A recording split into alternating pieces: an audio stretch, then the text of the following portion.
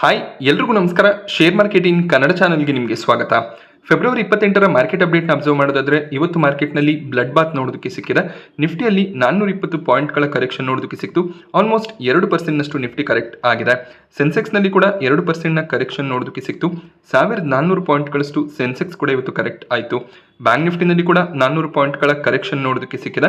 ಸೆನ್ಸೆಕ್ಸ್ ಮತ್ತೆ ನಿಫ್ಟಿಗೆ ಕಂಪೇರ್ ಮಾಡಿದಾಗ bank Nifty ಸ್ವಲ್ಪ ಸ್ಟೇಬಲ್ ಆಗಿ ಟ್ರೇಡ್ ಆಗಿದೆ. ಸೊ RBI ಕಡೆಯಿಂದ ಬಂದಂತ ಕೆಲವೊಂದಿಷ್ಟು ರಿವಿಷನ್ಸ್ಗಳು ಕೂಡ ಬ್ಯಾಂಕ್ ನಿಫ್ಟಿ ಹೆಚ್ಚಾಗಿ ಕರೆಕ್ಟ್ ಆಗದೆ ಇರೋದಕ್ಕೆ ಕಾರಣ ಆಗಿರುತ್ತೆ. ಬಟ್ IT ಇಂಡೆಕ್ಸ್ನಲ್ಲಿ ಸಾಕಷ್ಟು ವೀಕ್ನೆಸ್ ಇವತ್ತು ನೋಡೋದಕ್ಕೆ ಸಿಕ್ತು.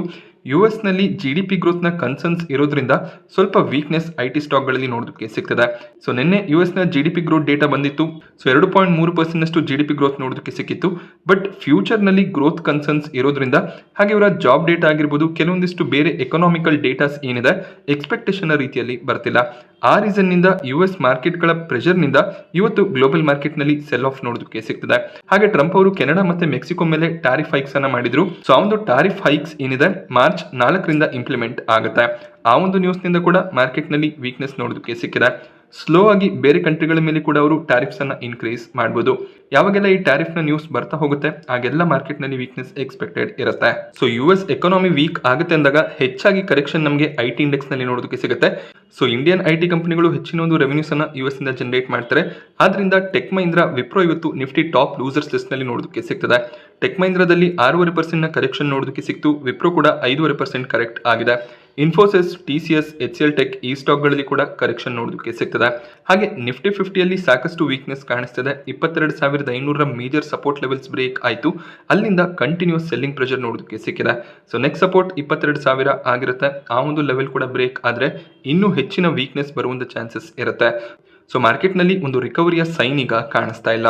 ಸೊ ಕೆಲವು ಸ್ಟಾಕ್ಗಳು ಇವತ್ತು ಪಾಸಿಟಿವ್ ಆಗಿ ಟ್ರೇಡ್ ಆಗಿದೆ. HDFC ಬ್ಯಾಂಕ್ ನಲ್ಲಿ 2% ಗೇನ್ ನೋಡೋದಕ್ಕೆ ಸಿಕ್ತು. RBI ರಿಸ್ಕ್ ವೈಟೇಜ್ ಅನ್ನ ಕಡಿಮೆ ಮಾಡಿರೋದು ಈ ಒಂದು ಗೇನ್ಗೆ ಕಾರಣ ಆಗಿರುತ್ತೆ. ಅದೇ ರೀತಿಯಲ್ಲಿ ಶ್ರೀರಾಮ್ ಫಿನಾನ್ಸ್ ಕೂಡ 1.5% ಗೇನ್ ಆಗಿದೆ. ಕೋಲ್ ಇಂಡಿಯಾನಲ್ಲಿ ಕೂಡ 1.5% ಜಂಪ್ ಇವತ್ತು ನೋಡೋದಕ್ಕೆ ಸಿಕ್ಕಿದೆ. ಕೋಲ್ ಇಂಡಿಯಾ ತಮ್ಮ ಸಬ್ಸಿಡರಿ ಕಂಪನೀಸ್ ಏನಿದೆ ನಾರ್ದರ್ನ್ ಕೋಲ್ ಫೀಲ್ಡ್ಸ್, ಈ ಕಂಪನಿಗಳಲ್ಲಿ 1 ಟನ್ ಕೋಲ್ ಮೈನಿಂಗ್ ಅನ್ನ ಮಾಡಿದ್ರೆ $300 ಅಡಿಷನಲ್ ಚಾರ್ಜಸ್ ಅನ್ನ ಅಪ್ಲೈ ಮಾಡ್ತಿದ್ದಾರೆ. ಇದರಿಂದ ಕೋಲ್ ಇಂಡಿಯಾದ ರೆವೆನ್ಯೂ 3,877 ಕೋಟಿಯಷ್ಟು ಇನ್ಕ್ರೀಸ್ ಆಗುತ್ತೆ.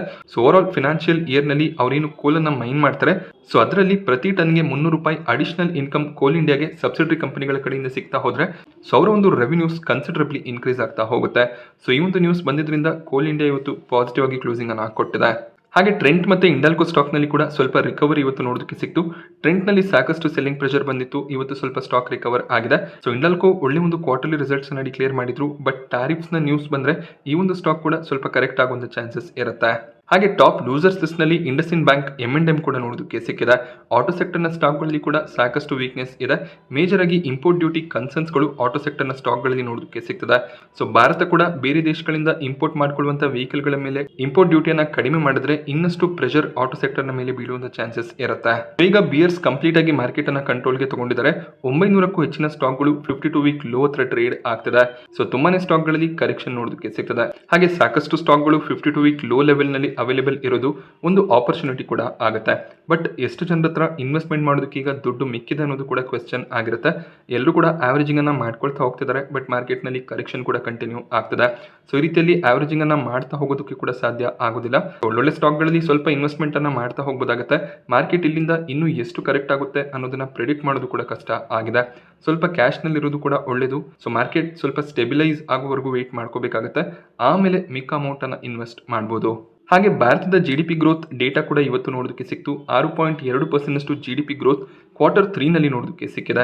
ಎಕ್ಸ್ಪೆಕ್ಟೇಷನ್ ಇದ್ದಿದ್ದು 6.2ರಿಂದ 6.4% GDP ಗ್ರೋತ್ ಬರ್ಬೋದು ಅಂತ. ಸೊ ಮಿನಿಮಮ್ ರೇಂಜ್ ನಲ್ಲೇ ನಮಗೆ GDP ಗ್ರೋತ್ ಬರ್ತಿರೋದು ಕಾಣಿಸ್ತಿದೆ. ಹಾಗೆ ಓವರ್ ಆಲ್ 2025ರ ಫಿನಾನ್ಷಿಯಲ್ ಇಯರ್ ನ GDP ಗ್ರೋತ್ ಅನ್ನ 6.5% ಈಗ ಫೋರ್ಕಾಸ್ಟ್ ಮಾಡ್ತಿದ್ದಾರೆ. ಸೊ GDP ಗ್ರೋತ್ ನಲ್ಲಿ ಕೂಡ ಸಾಕಷ್ಟು ಫಾಲ್ 3 ಕ್ವಾರ್ಟರ್ಗಳಿಂದ ನೋಡೋದಕ್ಕೆ ಸಿಗ್ತದೆ. ಸೊ 8-9% ಅರೌಂಡ್ ಅಲ್ಲಿ GDP ಗ್ರೋತ್ 2024ರ ಫಿನಾನ್ಷಿಯಲ್ ಇಯರ್ ನಲ್ಲಿ ನೋಡೋದಕ್ಕೆ ಸಿಕ್ತಿತ್ತು. ಅದು ಈಗ 6ರಿಂದ 7% ಫಾಲ್ ಆಗಿದೆ. ಬಟ್ ಲಾಸ್ಟ್ ಕ್ವಾರ್ಟರ್ ನಲ್ಲಿ 5.6% GDP ಗ್ರೋತ್ ಬಂದಿತ್ತು. Quarter on quarter GDP growth ಸ್ವಲ್ಪ ಇನ್ಕ್ರೀಸ್ ಆಗಿದೆ. ಸೊ ಮುಂದಿನ ಕ್ವಾರ್ಟರ್ ಅಂದ್ರೆ Q4 ನಲ್ಲಿ ಕೂಡ 6% ಮೇಲೆ GDP ಗ್ರೋತ್ ಬರುವಂತ ಎಕ್ಸ್ಪೆಕ್ಟೇಷನ್ ಇರುತ್ತೆ. ಸೊ ಕೇವಲ ಸ್ಟಾಕ್ ಮಾರ್ಕೆಟ್ ನಲ್ಲಿ ಅಷ್ಟೇ ಅಲ್ಲ, ಕ್ರಿಪ್ಟೋ ನಲ್ಲಿ ಕೂಡ ಸೆಲ್ ಆಫ್ ನೋಡೋದಕ್ಕೆ ಸಿಗ್ತದೆ. Bitcoin all time high levels ನಿಂದ 25% ಫಾಲ್ ಆಗಿದೆ. ಟ್ರಂಪ್ ಅವರು ಆಯ್ಕೆಯಾದಾಗ ಕ್ರಿಪ್ಟೋ ಕರೆನ್ಸಿ ಮೇಲೆ ಹೆಚ್ಚಿನ ಒಂದು ಒಲವನ್ನು ತೋರಿಸಿದ್ರು. ಆದ್ರಿಂದ ಕ್ರಿಪ್ಟೋ ಕರೆನ್ಸೀಸ್ಗಳಲ್ಲಿ ಸ್ಟ್ರಾಂಗ್ ಮೊಮೆಂಟಮ್ ನೋಡೋದಕ್ಕೆ ಸಿಕ್ಕಿತ್ತು. ಸೊ ಕ್ರಿಪ್ಟೋಗೆ ಹೆಚ್ಚಿನ ಒಂದು ಇಂಪಾರ್ಟೆನ್ಸನ್ನು ಕೊಡ್ತೀನಿ ಅಂತ ಕೆಲವೊಂದಿಷ್ಟು ಭಾಷಣಗಳಲ್ಲಿ ಕೂಡ ಅವರು ಹೇಳಿದರು.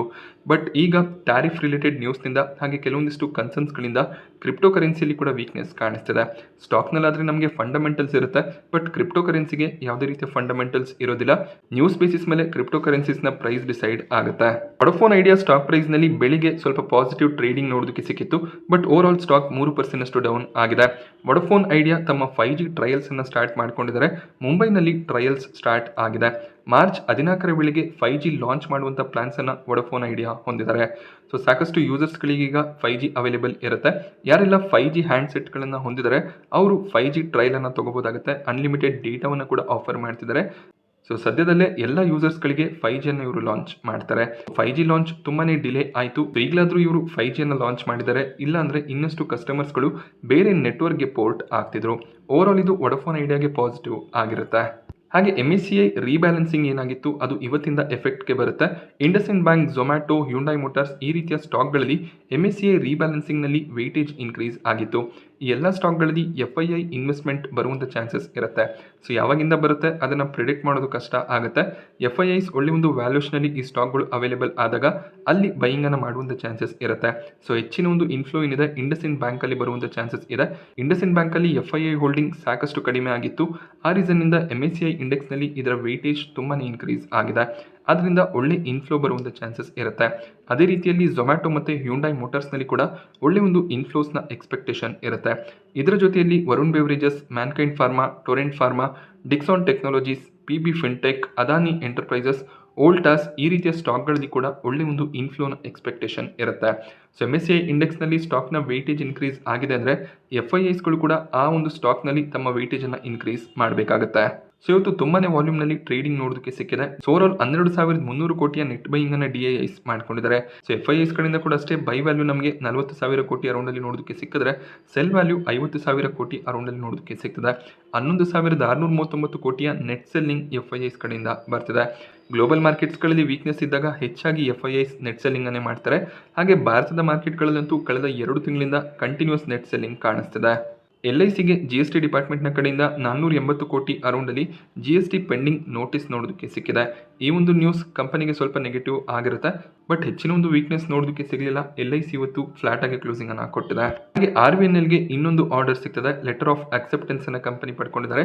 135 ಕೋಟಿಯ ಪ್ರಾಜೆಕ್ಟ್ ಅನ್ನು ಸೆಂಟ್ರಲ್ ರೈಲ್ವೆ ಕಡೆಯಿಂದ ಇವರು ಪಡ್ಕೋತಿದ್ದಾರೆ. ಬಟ್ ಓವರ್ ಆಲ್ ಮಾರ್ಕೆಟ್ನಲ್ಲಿ ವೀಕ್ನೆಸ್ ಇದ್ದಿದ್ದರಿಂದ RVNL ಕೂಡ 5% ಕರೆಕ್ಟ್ ಆಗಿದೆ. ಗ್ರಾನ್ಯೂಲ್ಸ್ ಇಂಡಿಯಾನಲ್ಲಿ 10% ಕರೆಕ್ಷನ್ ನೋಡೋದಕ್ಕೆ ಸಿಕ್ತು. USFDA US ರೆಗ್ಯುಲೇಟರಿ ಅಥಾರಿಟಿ ಕಡೆಯಿಂದ ಇವ್ರಿಗೆ ವಾರ್ನಿಂಗ್ ಲೆಟರ್ಸ್ ಬಂದಿದೆ. ಇವರು ಯಾವುದೋ ಒಂದು ಫೆಸಿಲಿಟಿನಲ್ಲಿ ಸ್ಟ್ಯಾಂಡರ್ಡ್ಸನ್ನು ಫಾಲೋ ಮಾಡ್ತಿಲ್ಲ, ಆದ್ದರಿಂದ ವಾರ್ನಿಂಗ್ ಲೆಟರ್ ಸಿಗ್ತದೆ. ಆದಷ್ಟು ಬೇಗ ಇದನ್ನು ರೆಕ್ಟಿಫೈ ಮಾಡಿ ಕಂಪನಿ USFDA ಕಡೆಯಿಂದ ಕ್ಲಿಯರೆನ್ಸನ್ನು ಪಡ್ಕೋಬೇಕಾಗುತ್ತೆ. ಆಗ ಮತ್ತೆ ಸ್ಟಾಕ್ ರಿಕವರ್ ಆಗುವಂಥ ಚಾನ್ಸಸ್ ಇರುತ್ತೆ. ಹಾಗೆ ಟಾಟಾ ಪವರ್ಗೂ ಕೂಡ ಒಳ್ಳೆ ಆರ್ಡರ್ಸ್ಗಳು ಸಿಗ್ತದೆ.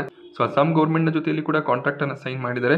ಅದರ ಜೊತೆಯಲ್ಲಿ ಇವರ ಸಬ್ಸಿಡರಿ ಕಂಪನಿ ಟಾಟಾ ಪವರ್ ಸೋಲಾರ್ಗೆ 632 ಕೋಟಿಯ contract Solar Energy Corporation of India ಕಡೆಯಿಂದ ಸಿಗ್ತದೆ. ಸೊ ಒಂದು ಸ್ಟ್ರಾಂಗ್ ಆರ್ಡರ್ ಬುಕ್ಕನ್ನು ಟಾಟಾ ಪವರ್ ಕೂಡ ಮೇಂಟೈನ್ ಮಾಡ್ತಾರೆ. ಬಟ್ ಓವರ್ ಆಲ್ ಮಾರ್ಕೆಟ್ ವೀಕ್ನೆಸ್ನಿಂದ ಈ ಒಂದು ಸ್ಟಾಕ್ ಕೂಡ ಇವತ್ತು ಕರೆಕ್ಟ್ ಆಗಿದೆ. GE ಪವರ್ ಇಂಡಿಯಾಗೂ ಕೂಡ 235 ಕೋಟಿಯ ಕಾಂಟ್ರಾಕ್ಟ್ ಸಿಕ್ಕಿದೆ. ಸೊ ಆಲ್ರೆಡಿ 863 ಕೋಟಿಯ ಕಾಂಟ್ರಾಕ್ಟ್ ಸಿಕ್ಕಿತ್ತು. ಈಗ ಅಡಿಷನಲ್ 273 ಕೋಟಿಯ ಕಾಂಟ್ರಾಕ್ಟ್ ಸಿಗ್ತದೆ. ಈ ಒಂದು ನ್ಯೂಸ್ GE ಪವರ್ಗೂ ಕೂಡ ಪಾಸಿಟಿವ್ ಆಗಿರುತ್ತೆ. ಬಟ್ ಇಲ್ಲೂ ಕೂಡ ಅಷ್ಟೇ ಮಾರ್ಕೆಟ್ ಕರೆಕ್ಷನ್ ರೀಸನ್ ಇಂದ ಸ್ಟಾಕ್ ಕೂಡ ಕರೆಕ್ಟ್ ಆಗಿದೆ. ಟ್ರಾನ್ಸ್ ರೈಲ್ ಲೈಟಿಂಗ್ ನಲ್ಲಿ ಒಳ್ಳೆ ಒಂದು ಪಾಸಿಟಿವ್ ಕ್ಲೋಸಿಂಗ್ ಇವತ್ತು ನೋಡೋದಕ್ಕೆ ಸಿಕ್ತು. ವೀಕ್ ಮಾರ್ಕೆಟ್ ನಲ್ಲಿ ಕೂಡ ಸ್ಟಾಕ್ 5.5% ಗೇನ್ ಆಗಿದೆ. ಇವರಿಗೆ 2,752 ಕೋಟಿಯ ಆರ್ಡರ್ ಸಿಗ್ತದೆ. ಸೊ ಈಗ ಕಂಪನಿಯ ಆರ್ಡರ್ ಬುಕ್ 7,400 ಕೋಟಿಯ ಮೇಲೆ ನಮಗೆ ನೋಡೋದಕ್ಕೆ ಸಿಗುತ್ತೆ. ಒಂದು ಸ್ಟ್ರಾಂಗ್ ಆರ್ಡರ್ಸ್ ಟ್ರಾನ್ಸ್ ರೈಲ್ ಲೈಟಿಂಗ್ ಪಡ್ಕೋತಿದ್ದಾರೆ. ಇದು ಖಂಡಿತವಾಗ್ಲೂ ಪಾಸಿಟಿವ್ ನ್ಯೂಸ್ ಆಗಿರುತ್ತೆ. ಜುಬಿಲೆಂಟ್ ಫುಡ್ವರ್ಕ್ ಸ್ಟಾಕ್ ಪ್ರೈಸ್ ನಲ್ಲಿ 7% ಕರೆಕ್ಷನ್ ನೋಡೋದಕ್ಕೆ ಸಿಕ್ಕಿದೆ. ಸೊ ಜುಬಿಲೆಂಟ್ ಫುಡ್ವರ್ಕ್ ಮೊದಲನೇ ಬಾರಿಗೆ ಇನ್ವೆಸ್ಟರ್ ಮೀಟ್ ಅನ್ನ ಮಾಡಿದ್ದಾರೆ. ಈ ಒಂದು ಇನ್ವೆಸ್ಟರ್ ಮೀಟ್ ನಲ್ಲಿ ಹೆಚ್ಚಿನ ಒಂದು ಡೊಮಿನೋ ಸ್ಟೋರ್ ಗಳನ್ನ ಭಾರತದಲ್ಲಿ ಸ್ಟಾರ್ಟ್ ಮಾಡ್ತೀವಿ ಅಂತ ಹೇಳಿದ್ದಾರೆ. 3,000ಕ್ಕೂ ಹೆಚ್ಚಿನ ಸ್ಟೋರ್ ಕೌಂಟ್ಸ್ ಅನ್ನ 2028ರ ಫಿನಾನ್ಷಿಯಲ್ ಇಯರ್ನ ವೇಳೆಗೆ ಹೊಂದೋದು ಕಂಪನಿಯ ಉದ್ದೇಶ ಆಗಿರುತ್ತೆ. ಇದರ ಜೊತೆಯಲ್ಲಿ ಟೈರ್ 2, ಟೈರ್ 3 ಸಿಟಿಗಳಲ್ಲಿ ಹೆಚ್ಚಿನ ಒಂದು ಡೊಮಿನೋ ಸ್ಟೋರ್ಸ್ ಅನ್ನ ಸ್ಟಾರ್ಟ್ ಮಾಡಬೇಕು ಅಂತ ಇದ್ದಾರೆ. ಬಟ್ ಓವರ್ ಆಲ್ ಇವರ ಪ್ರಾಫಿಟ್ ಆಫ್ಟರ್ ಟ್ಯಾಕ್ಸ್ ಮಾರ್ಜಿನ್ಸ್ ಸ್ವಲ್ಪ ಫಾಲ್ ಆಗ್ಬೋದು ಅನ್ನುವಂಥ ಕನ್ಸರ್ನ್ ಇದೆ. ಕೇವಲ 2-3% profits year on year grow ಆಗುವಂಥ ಚಾನ್ಸಸ್ ಇದೆ. ಈ ಒಂದು ನ್ಯೂಸ್ನಿಂದ ಕೆಲವೊಂದಿಷ್ಟು ಬ್ರೋಕರೇಜ್ಗಳು ಟಾರ್ಗೆಟ್ ಅನ್ನು ಕಟ್ ಮಾಡಿದ್ದಾರೆ. ಸೊ ನೋಮಾ ಇನ್ಸ್ಟಿಟ್ಯೂಷನಲ್ ಈಕ್ವಿಟೀಸ್ ಸ್ವಲ್ಪ ಟಾರ್ಗೆಟ್ ಅನ್ನು ಕಟ್ ಮಾಡಿ 776 ಟಾರ್ಗೆಟ್ ಪ್ರೈಸ್ ಅನ್ನು ಕೊಟ್ಟಿದ್ದಾರೆ. ಬಟ್ ಓವರ್ ಆಲ್ ಬೈ ಕಾಲೇ ನೋಡೋದಕ್ಕೆ ಸಿಗ್ತದೆ. ಹಾಗೆ ಆಮ್ಕಿ ಗ್ಲೋಬಲ್ ಈ ಮುಂಚೆ 800 ಟಾರ್ಗೆಟ್ ಪ್ರೈಸ್ ಅನ್ನು ಕೊಟ್ಟಿದ್ರು, ಅದನ್ನ 750ಕ್ಕೆ ಇಳಿಸ್ತಾ ಇದ್ದಾರೆ. ಇವರು ಕೂಡ ಆಡ್ ರೇಟಿಂಗ್ ಅನ್ನು ಕೊಟ್ಟಿದ್ದಾರೆ. ಬರ್ನ್ಸ್ಟೈನ್ ನ ಕಡೆಯಿಂದ ಕೂಡ ಔಟ್ ಪರ್ಫಾರ್ಮ್ ರೇಟಿಂಗ್ ಇದ್ದು 850 ಟಾರ್ಗೆಟ್ ಪ್ರೈಸ್ ಕಾಣಿಸ್ತಿದೆ. ಸೊ ಇವರು ಕೆಲವೊಂದಿಷ್ಟು ಟೈರ್ 2 ಸಿಟಿಗಳಲ್ಲಿ ಒಳ್ಳೆ ಒಂದು ಬಿಸ್ನೆಸ್ ಅನ್ನ ಮಾಡ್ತಿದ್ದಾರೆ. ಬೆಳಗಾವಿ, ತೀನ್ಸುಕಿಯಾ, ಸೊಲ್ಲಾಪುರ್, ಸೊ ಈ ರೀತಿಯ ಸಿಟಿಗಳಲ್ಲಿ ಒಳ್ಳೆ ಒಂದು ಬಿಸ್ನೆಸ್ ಬರ್ತಿದೆ. ಸೊ ಆದ್ರಿಂದ ಟೈರ್ 2, ಟೈರ್ 3 ಸಿಟಿಗಳಲ್ಲಿ ಹೆಚ್ಚಿನ ಒಂದು ಸ್ಟೋರ್ಸ್ ಅನ್ನ ಓಪನ್ ಮಾಡುವಂತ ಪ್ಲಾನ್ಸ್ ಇದೆ. ಸೊ ಬಿಸ್ನೆಸ್ ಪ್ಲಾನ್ ಸ್ಟ್ರಾಂಗ್ ಆಗಿ ಕಾಣಿಸುತ್ತೆ. But profit after tax expectation ರೀತಿಯಲ್ಲಿ ಗ್ರೋ ಆಗುವಂತ ಚಾನ್ಸಸ್ ಕಡಿಮೆ ಕಾಣಿಸ್ತದೆ. ಬಟ್ ಸ್ಟಿಲ್ ಬ್ರೋಕರೇಜ್ಗಳ ಕಡೆಯಿಂದ ಒಳ್ಳೆ ಒಂದು ಟಾರ್ಗೆಟ್ಸ್ ಈ ಒಂದು ಸ್ಟಾಕ್ ನಲ್ಲಿ ಇದೆ. ಸೊ ಖಂಡಿತವಾಗ್ಲೂ ಕಂಟಿನ್ಯೂ ಮಾಡಬಹುದಾಗುತ್ತೆ. IRDA ಸ್ಟಾಕ್ ಪ್ರೈಸ್ ನಲ್ಲಿ ಇವತ್ತು 6% ಅರೌಂಡ್ ಅಲ್ಲಿ ಕರೆಕ್ಷನ್ ನೋಡೋದಕ್ಕೆ ಸಿಕ್ತು. ಸೊ IRDA ಈಗ FNO ಪಾರ್ಟ್ ಆಗಿರುತ್ತೆ.